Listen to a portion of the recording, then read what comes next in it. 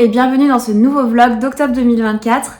Pour ceux qui ne me connaissent pas, je m'appelle Camille, je suis graphiste indépendante et j'ai créé Lighthouse Studio, mon studio de design graphique en janvier 2024. Et j'ai lancé cette chaîne YouTube un peu plus tard pour pouvoir vous partager mon quotidien de graphiste freelance, mais également donner mes conseils ou mes recommandations sur l'entrepreneuriat de manière générale. D'ailleurs, si vous avez des questions à ce sujet ou s'il y a des sujets que vous aimeriez aborder sur cette chaîne, n'hésitez pas à me le dire en commentaire. Et ce mois-ci, vous allez suivre quelques-unes de mes journées types, mais également mes projets clients en cours. Et je vous parlerai également de mon souhait de partir tester le digital nomadisme. Je vous souhaite un bon visionnage. Hello, on est le jeudi 3 octobre, il est 11h et je m'apprête à aller déjeuner avec un ancien collègue. Juste avant, je vais passer à la Fnac parce que j'aimerais me renseigner sur les iPads. Aujourd'hui, je dispose d'une tablette graphique Wacom. J'en suis satisfaite, seulement elle doit être et branchée sur mon ordi et branchée sur secteur pour fonctionner. Ce qui fait que c'est pas très ergonomique dans le sens où j'habite à Paris. J'ai un mini bureau et je suis vraiment pas à l'aise pour dessiner dessus. Donc je pense que je vais gentiment la ranger au placard le temps que je reste à Paris. Je la ressortirai quand j'aurai un bureau qui me permettra de l'accueillir dignement. Et un bureau sur lequel je serai à l'aise et j'aurai plus d'espace. Et du coup, en attendant, j'aimerais investir dans un iPad parce que je pense que c'est beaucoup plus pratique, ne serait-ce que pour partir en week-end, partir en vacances, l'emmener, pouvoir dessiner un peu n'importe où. Donc je vais aller me renseigner là-dessus. Et cet après-midi, on a un coworking avec les meufs de TPF ou Tapote Freelance. Pour ceux qui ne connaissent pas, c'est un réseau d'entrepreneurs au féminin où via une plateforme, il y a des conférences d'organiser, des rencontres, etc. Et les filles ont d'ailleurs revu le fonctionnement de la plateforme cet été, ce qui fait que désormais, c'est un mois, une thématique. Donc au mois de septembre, la thématique, c'était les vidéos verticales. Au mois d'octobre, c'est les revenus.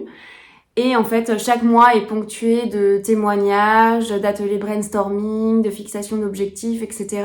Donc c'est hyper chouette et hyper dynamique. Ça permet de rencontrer d'autres entrepreneurs. Et donc là, on se rencontre en physique pour coworker et je suis hyper contente parce que je pense que je les ai pas vues depuis avant l'été, les filles. Donc ça commence à remonter. Donc ça va être chouette.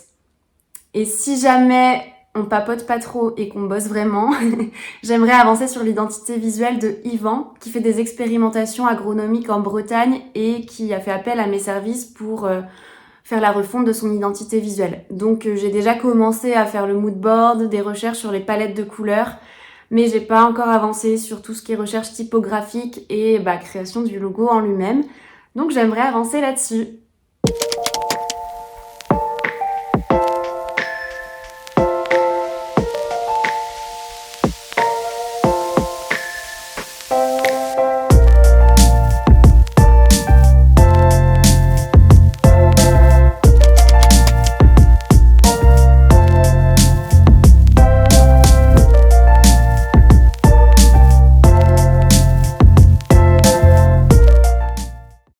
On est le 8 octobre, il est 15h et je suis reboostée à bloc parce que je viens d'assister à un atelier TPF sur comment augmenter ses sources de revenus.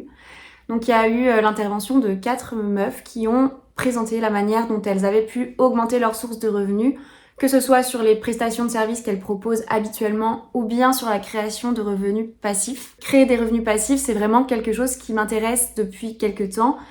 Et j'ai des idées de produits que je pourrais développer et qui pourraient, je pense, répondre à une demande qui me nécessiterait quand même de ma part que je les crée et que je communique dessus.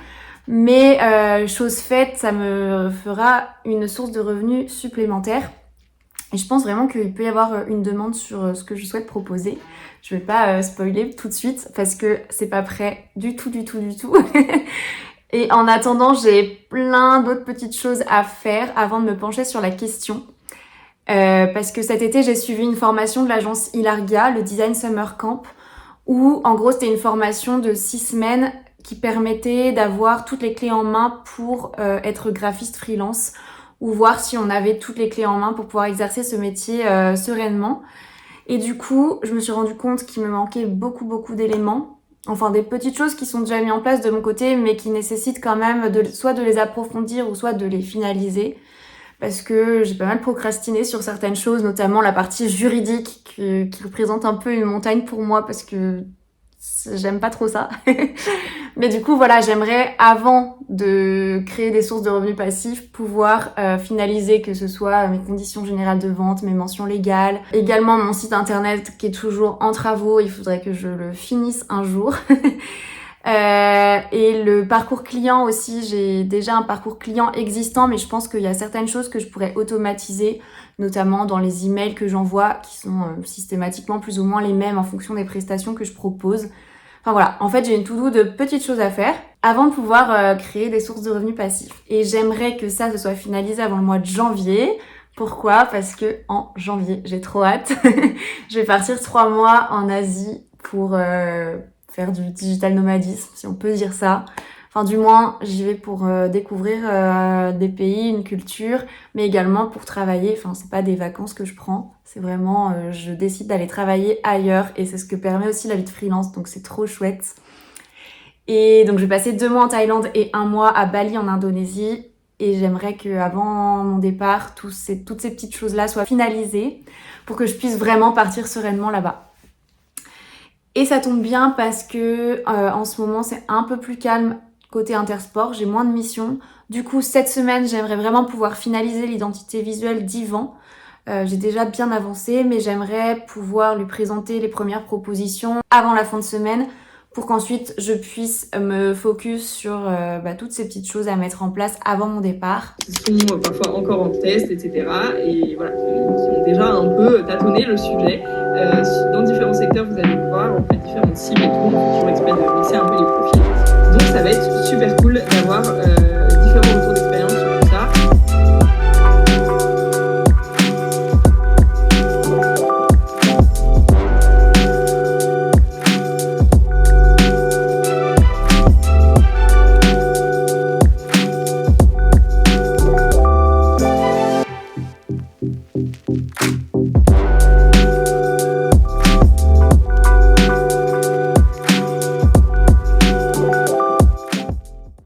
On est le 10 octobre et je viens de recevoir mon backpack pour partir en Asie. Du coup, je suis trop contente et je vais l'ouvrir avec vous.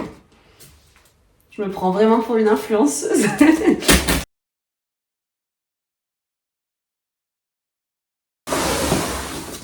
C'est un sac McKinley que j'ai commandé chez Intersport. Waouh, il est énorme.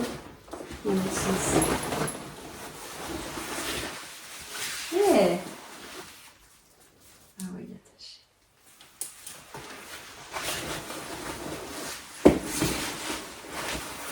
Waouh, je vais vraiment ressembler à une tortue. Il est immense. Mais il a l'air cool. Bah pour le coup, il y a vraiment de la place parce qu'en fait, j'avais été chez Decathlon parce qu'ils avaient un sac 50 litres qui me paraissait bien. Et en fait, en ayant été le voir en magasin, je trouvais qu'il avait l'air vraiment petit et je me suis dit pour partir 3 mois, c'est pas fou, mais après le but c'est de pas remplir ce sac parce qu'il faut que je puisse le porter et qu'il pèse pas plus de 20 kg, 25 kg.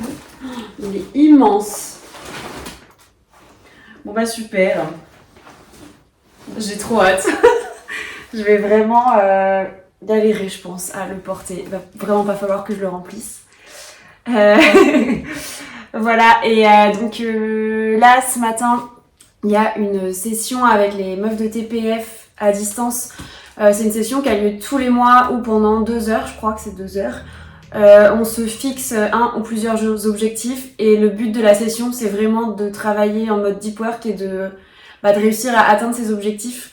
Et en fait, on est entre plusieurs meufs et dès qu'il y en a une qui a une question ou quoi, on s'entraide, on se motive entre nous. Donc ça, c'est ce matin. Et cet après-midi, j'ai un coworking avec les meufs de TPF, décidément. J'ai l'impression que je vous parle que d'un peu de freelance ces derniers temps, mais en même temps, j'ai pas mal de trucs avec eux de prévus ce mois-ci. Du coup, voilà, coworking cet après-midi avec les filles, donc ça va être chouette.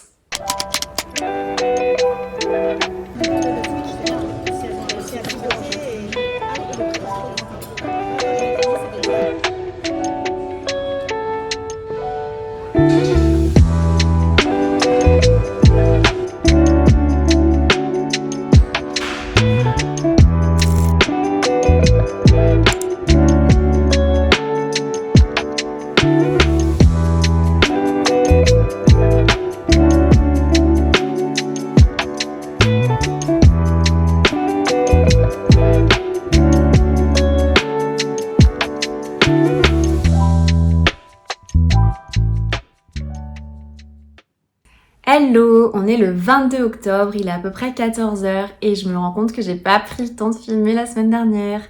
Je me suis mise dans un tunnel de travail parce que, en gros, cet été, je crois que je vous en avais parlé, mais j'ai suivi la formation de l'agence Ilargia qui s'appelle le Design Summer Camp et qui m'a vraiment permis de comprendre quels ajustements étaient à mettre en place dans mon activité de graphiste freelance pour pouvoir exercer au mieux mon métier.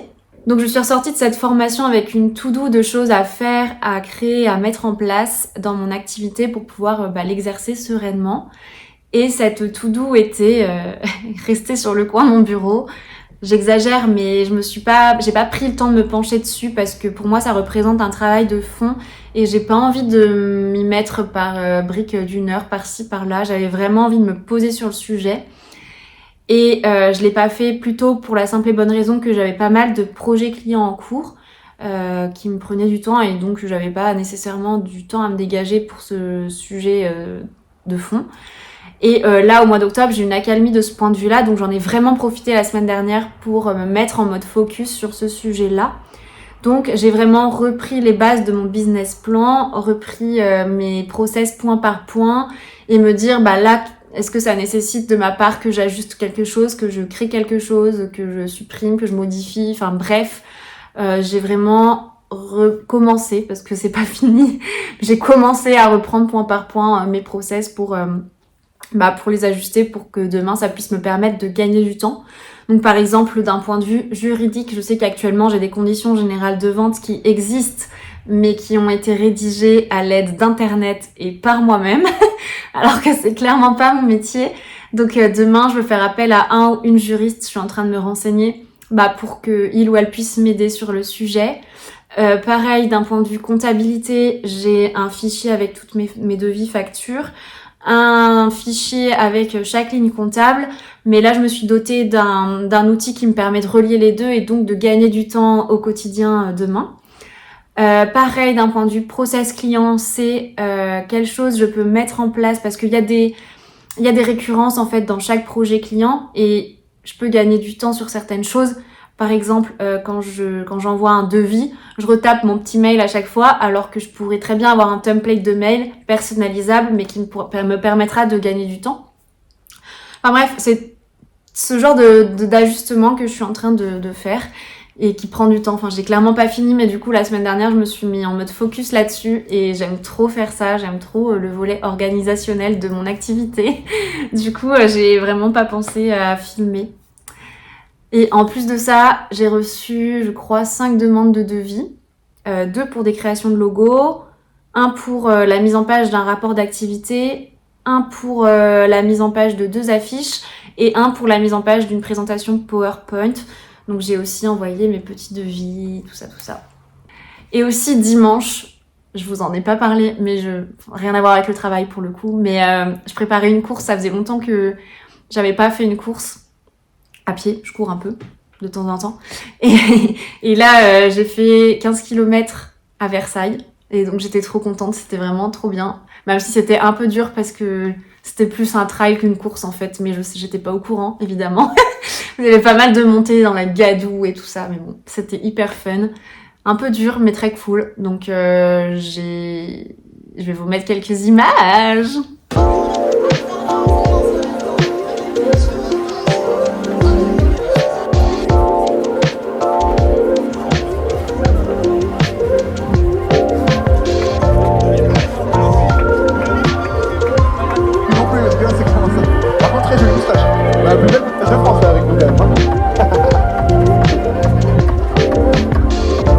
Allez les amis, comment ça va?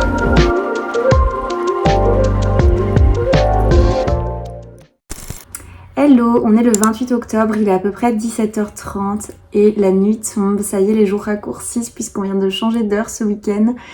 Et je suis toujours hyper mitigée sur est-ce que j'aime ou pas cette période. Il y a une part de moi qui n'aime pas parce que ça symbolise la fin de l'été et que l'hiver est toujours un petit peu long, même si cette année ça risque d'être différent pour moi puisque je pars 3 mois en Asie à partir de janvier.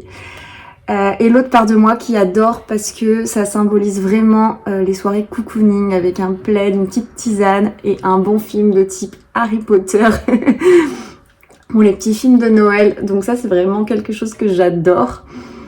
Mais voilà, et c'est aussi la fin du mois. Donc cette semaine, j'ai quelques projets. J'ai 2 affiches à réaliser pour Agropole. J'ai la mise en page d'un cahier des charges à effectuer pour Intersport d'une 50aine de pages. Et probablement également la mise en page d'une carte pour un restaurant italien. Donc de chouettes projets. Et aussi pour la toute première fois ce mois-ci, je vais devoir déclarer de la TVA. C'est quelque chose que j'appréhende un petit peu dans le sens où c'est nouveau pour moi. Et je sais pas trop comment ça fonctionne, même si j'ai regardé plusieurs tutoriels et ça n'a pas l'air d'être non plus quelque chose de monstrueux. Mais c'est toujours de l'appréhension quand on ne connaît pas. Et pour y faire face, je me suis dotée d'un logiciel comptable qui me permet vraiment de relier chaque ligne comptable à une pièce. Et également, je me suis fait un tableau Notion qui associe vraiment... Là, les comptables sont en PLS, mais moi, je fais ma compta sur Notion. Qui associe vraiment à chaque ligne comptable. En fait, je vois le taux de TVA associé et le montant que ça représente. Parce que je pense que ça va pouvoir m'aider à faire cette déclaration chaque mois. Donc je vais voir quel process me convient le mieux et qu'est-ce qu'il faut que j'ajuste par la suite pour que ça simplifie cette tâche-là. Mais voilà, et à la fois ça représente vraiment quelque chose de chouette dans le sens où ça veut dire que le seuil va bientôt être atteint. Donc ça veut dire que j'ai un chiffre d'affaires qui est grandissant et pour le coup ça je suis trop contente. Donc c'est une tâche administrative en plus mais pour une bonne cause on va dire. Merci d'avoir regardé cette vidéo, j'espère qu'elle vous aura plu. Si c'est le cas, n'hésitez pas à me le dire en commentaire, à mettre un petit j'aime et à vous abonner à la chaîne pour ne pas manquer les suivantes et pour soutenir mon travail. Je vous remercie d'avance et on se retrouve le mois prochain pour un nouveau vlog.